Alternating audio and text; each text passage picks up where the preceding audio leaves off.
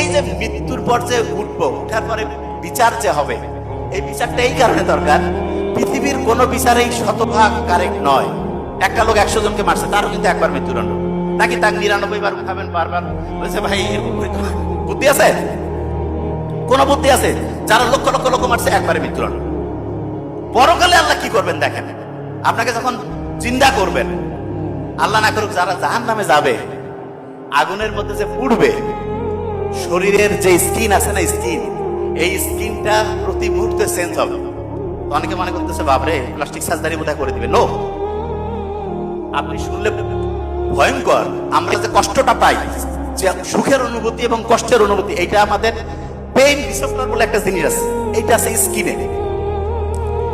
স্কিনটা যদি পুরে ছাই হয়ে যাইতো, আর যদি আল্লাহ এটাকে রিপ্লেস না করতো, তাহলে কিন্তু আপনি নতুন স্কিন না হইলে একবার কষ্ট পাইছেন, একবারে ওই বুঝতেছেন, অত আর ব্রেইনে অনুভূতিটা আসতো না।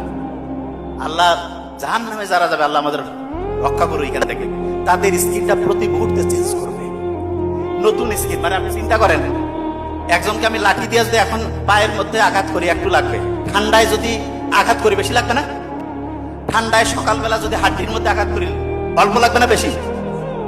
এমনিতে স্কিন পুড়লে তো কষ্ট লাগবে, আবার নতুন স্কিন, তাইলে ওইটা পুড়বে কি বেশি নাকি অল্প? বুঝেন নাই? ভয়ঙ্কর।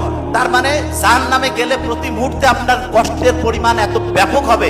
সাইন্টিফিক্যালি বিজ্ঞানীরা দেখতে, আল্লাহ এটা কথা কেন বলছে? বলছে এই কারণে, প্রতি মুহূর্তে তোমার স্কিনটা আমি চেঞ্জ করব এবং তোমাকে জাহান্নামের যে কষ্টের, যে যন্ত্রণা, যে দগ্ধতা, এইটা তোমাকে হচ্ছে অনুভব করাবো। আল্লাহ এটা থেকে রক্ষা করবো। আমার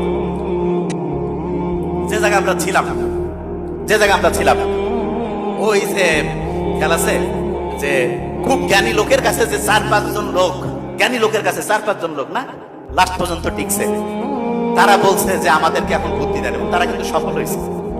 এখন তারা কোন 3টা বুদ্ধি চাইছে সেটা এখন শোনেন। প্রথম যে বুদ্ধিটা চাইছে সেটা হচ্ছে, আমরা আমাদের চেহারা সুন্দর করতে চাই। চেহারা সুন্দর করতে চাই, ভেরি নাইস বুদ্ধি, আমরা আজকে শেয়ার করব।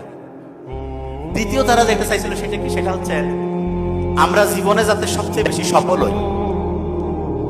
তৃতীয় যেটা চাইছে, ধরবো এখান থেকে কিন্তু লাস্ট বেঞ্চ, তৃতীয় তারা চাইছে যে আমরা এর পরের যে জীবনটা আছে, এই জীবনটা আমাদের যে ওই যে রুহ আত্মা, ওই সময়ও জ্ঞান ছিল যে না, ওরাও মূর্খ ছিল না, শিক্ষিতই ছিল বলা যায় 3000 বছর আগে, ওইটা যাতে সুখে থাকে, শান্তিতে থাকে।